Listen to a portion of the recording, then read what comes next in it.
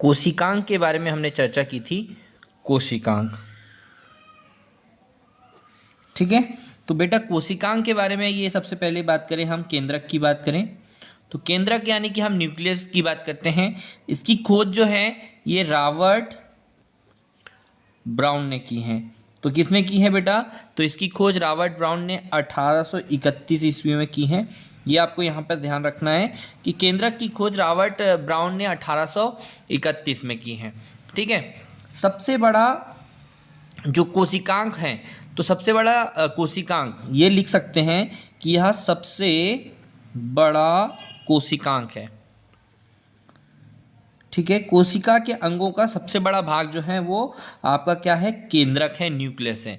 ठीक है, मतलब पादप कोशिका में अतिरिक्त जो रिक्तिका को छोड़कर, जो पादप कोशिका होती हैं उसमें रिक्तिका जो होती हैं उसको छोड़ दो, तो यहाँ पर क्या हो रहा है कि ये सबसे बड़ा जो है भाग है।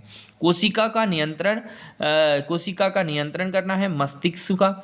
ठीक है, और कोशिका के सभी कार्यों का पर नियंत्रण करना। सीधी सी बात हम ये कह सकते हैं कि केंद्रक का काम क्या है?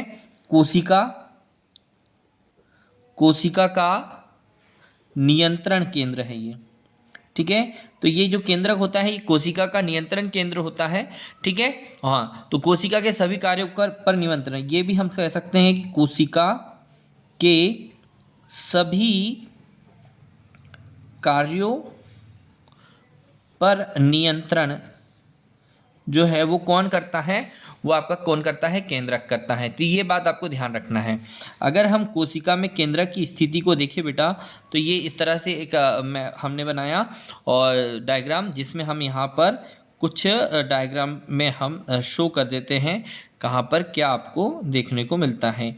ये जो मैं आपको यहाँ बता रहा हूँ ये एक हम केंद्रक बता रहे हैं, ये है केंद्रक। ठीक है, अब इस केंद्रक में अब यहाँ पर हम देखेंगे ये इस तरह से एक डायग्राम यहाँ पर ये बन रहा है। ठीक है, ये बाहर की बॉडी है, ये बाहर का पार्ट्स हैं, इसमें होल होते हैं जो केंद्रक के लिए और झिल्ली के लिए प्रवेश के लिए। ये आपको यहाँ पर ये इस तरह से आपके ये डायग्राम बन जाता है। ठीक है, हाँ, ये केंद्रक छिद्र होते हैं बेटा। ये क्या होते हैं? केंद्रक छिद्र होते हैं। इसके अंदर जो है वो केंद्रक द्रव भरा हुआ है, केंद्रक द्रव्य भरा हुआ है। ठीक है, उसके बाद ये जो है ये वाला हिस्सा, ये जो हाँ, ये है केंद्रिका। ये क्या है बेटा? केंद्रिका। ठीक है, ये केंद्रिका है, ये केंद्रक द्रव है, यहाँ पर एक द्रव भरा हुआ है, ये केंद्रक द्रव है। ठीक है, और ये जो आपको ये दिख रही हैं ये दोनों, ये क्या है? तो ये क्रोमेटिन है। ये क्या है? क्रोमेटिन है। ठीक, क्रोमेटिन। ठीक, यहाँ से एक क्वेश्चन पूछेगा। और ये केंद्रक झिल्ली है, ये वाला जो भाग आप ये दिख रहे हैं, ये वाला हिस्सा, ये है केंद्रक झिल्ली। मैंने आपको इसके बारे में अभी पढ़ाया है। ठीक, तो ये आपको ध्यान रखना है कि कोशिकांक केंद्रक की बात करें तो केंद्रक जो है रॉबर्ट ब्राउन ने 1831 में इसकी खोज की है और सबसे बड़ा कोशिकांक होता है। इसका कोशिका पर नियंत्रण होता है, अर्थात ये कह सकते हैं कि कोशिका के सभी कार्यों पर नियंत्रण रखना। केंद्रक का हमने केंद्रक छिद्र, केंद्र द्रव, केंद्रिका, क्रोमेटिन और केंद्रक झिल्ली के बारे में इस डायग्राम में हमने आपको बताया है। तो जैसे कि हमने आपको बताया, यहाँ पर हमने केंद्रक झिल्ली के बारे में आपको पहले भी बता दिया।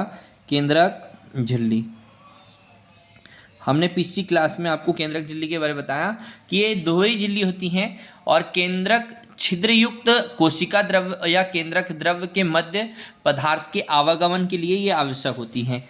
तो आप ये जानते हैं कि कोशिका द्रव्य या केंद्रक द्रव्य के मध्य पदार्थों के आवागमन के हेतु हमने एक झिल्ली बताई थी आपको, जो एक कौन सी झिल्ली है?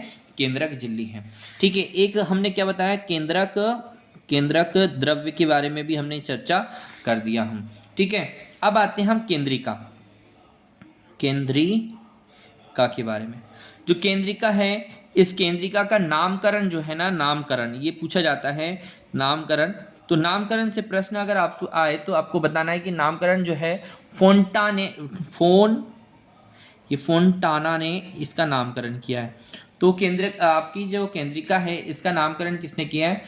फोर्टाना ने किया है। राइबोसोम का संश्लेषण होता है, ठीक है। तो यहाँ पर क्या होता है? राइबोसोम का संश्लेषण, ठीक है। राइबोसोम का संश्लेषण जो है यहाँ कोशिका केंद्रिका के अंतर्गत होता है। एक वर्ड हमने बच्चों पढ़ा क्रोमेटिन। क्या पढ़ा था? क्रोमेटिन। जो क्रोमेटिन है ये धागे नुमा गुथी हुई, हाँ, धागे नुमा गुथी हुई जालवत होती हैं, ठीक है। जालवत संरचना होती है, ठीक है। अब आपने देखा, मैंने यहाँ पर बताया था कि ये जो धागे नुमा आपको आकृति ये दिख रहा है, ये जो मैं बना दे रहा हूँ, और तो ये जो है ये जाल युक्त आपको धागे नुमा आपको दिखाई दे रही है, ये क्या होती है? क्रोमेटिन होती हैं, ठीक है। ये कोशिका विभाजन के समय संघनित होकर गुणसूत्र का निर्माण करती हैं। ये क्या कर सकती हैं? तो कोशिका विभाजन के समय संघनित होकर, यानी कि जुड़कर, संघनित होकर गुणसूत्र का निर्माण करती हैं। तो जो निर्माण करता है कौन? क्रोमेटिन। तो क्रोमेटिन कैसी है? तो धागे नुमा एक गुत्थी हुई जालवत संरचना होती है जो कोशिका विभाजन के समय संघनित होकर गुणसूत्र का क्या करती हैं? निर्माण करती हैं। तो ये आपको ध्यान रखना है। चलिए अब हम आगे पढ़ते हैं गुणसूत्र। क्या पढ़ते हैं? गुणसूत्र बहुत इंपॉर्टेंट है। गुणसूत्र से क्वेश्चन पूछे जाते हैं, क्रोमोसोम से क्वेश्चन पूछे जाते हैं, तो इसको हम आगे पढ़ते हैं। गुणसूत्र के बारे में हम चर्चा कर रहे थे। गुणसूत्र बोले तो क्या कहते हैं बेटा? तो यहाँ पर हम कहेंगे, पढ़ेंगे क्रोमोसोम। किसकी बात कर रहे हैं हम? क्रोमोसोम की बात कर रहे हैं। तो बहुत इंपॉर्टेंट है क्रोमोसोम। ये धागे नुमा होता है। कैसे होता है ये? धागे नुमा। तो धागे नुमा संरचना होती है, ठीक है। तो धागे नुमा संरचना होती है। आनुवांशिक पदार्थ डीएनए और क्षारीय हिस्टोन प्रोटीन द्वारा निर्मित होता है। तो इसका निर्माण कैसा होता है बेटा? तो सबसे महत्वपूर्ण बात है निर्माण। इसका निर्माण होता है आनुवांशिक पदार्थ डीएनए प्लस क्षारीय हिस्टोन प्रोटीन द्वारा। तो एग्जाम में अपने को क्वेश्चन पूछा जाएगा कि गुणसूत्र जो धागे नुमा आकृति की संरचना होती हैं ये किससे द्वारा निर्मित है? तो इसके निर्माण जो है आनुवांशिक पदार्थ के डीएनए और द्वारा होती है। हाँ, डीएनए जो है तो वो बहुत ही इम्पॉर्टेंट होता है। डीएनए का कार्यात्मक खंड होता है जीन, ठीक है। तो ये आपको ध्यान रखना है। जीन अगर हम बात करें जीन की, ये आनुवांशिक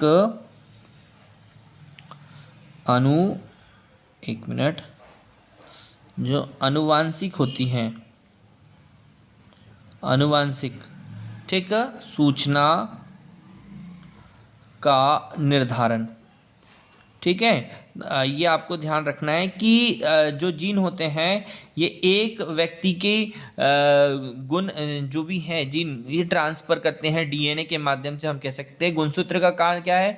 तो जीन द्वारा आनुवांशिक सूचना को एक पीढ़ी से, पैतृक पीढ़ी से दूसरी पीढ़ी में क्या करना? वहन करना है। जीन का काम क्या होता है? एक पीढ़ी से दूसरी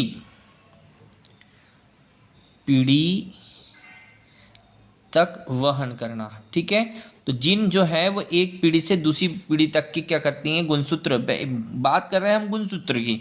गुणसूत्र जो है वो उसका काम क्या है? जीन द्वारा आनुवांशिक सूचना है। हमने कहा जीन एक आनुवांशिक सूचना का निर्धारण करता है, तो एक पीढ़ी से दूसरी पीढ़ी के बीच में जाते हैं। अगर हम मानव जो है, मानव में गुणसूत्र की बात करें, तो मानव में गुणसूत्र जो है 23 जोड़ी होती हैं। कितनी होती है 23 जोड़ी होती हैं, जिनमें एक 22 जोड़ी होती हैं यहाँ पर हम देख लेते हैं, और एक जोड़ी यहाँ पर, ऐसे दो तरह से हम देखते हैं। तो मानव में गुणसूत्र जो है 23 जोड़ी होती हैं, 22 जोड़ी, और यहाँ पे जो 22 जोड़ी हैं वो होती हैं आटो जो है सोम, आटोसोम, ठीक है। और इसका क्या काम होता है, इसका कायिक यानी कि कायिक या दैहिक लक्षणों का निर्धारण, ठीक है। तो ये जो 22 आपके गुणसूत्र की जोड़ी हैं ये दैनिक लक्षणों का निर्धारण करती हैं, जबकि जो एक जो हमने बताई ये होती हैं एलोसोम, ये क्या करती हैं, या इसको हम कहते हैं लिंग गुणसूत्र। ये क्या होता है, ये लिंग का निर्धारण करते हैं। किसका निर्धारण करते हैं, लिंग का निर्धारण, किसका निर्धारण करते हैं, लिंग का निर्धारण करते हैं। ये आपको ध्यान रखना है। जैसे कि एक्स और वाई हो तो नर, और एक्स और एक्स हो तो क्या होती हैं, मादा कहलाती हैं। तो ये आपको ध्यान रखना होता है, ये बहुत ही इम्पोर्टेंट है गुणसूत्र, ठीक है। तो गुणसूत्र के बारे में भी हमने यहाँ पढ़ लिया, और कोशिकाओं के बारे में भी यहाँ पर हमने अध्ययन कर लिया, जो आपके लिए बहुत इम्पोर्टेंट है, ठीक है। ओके।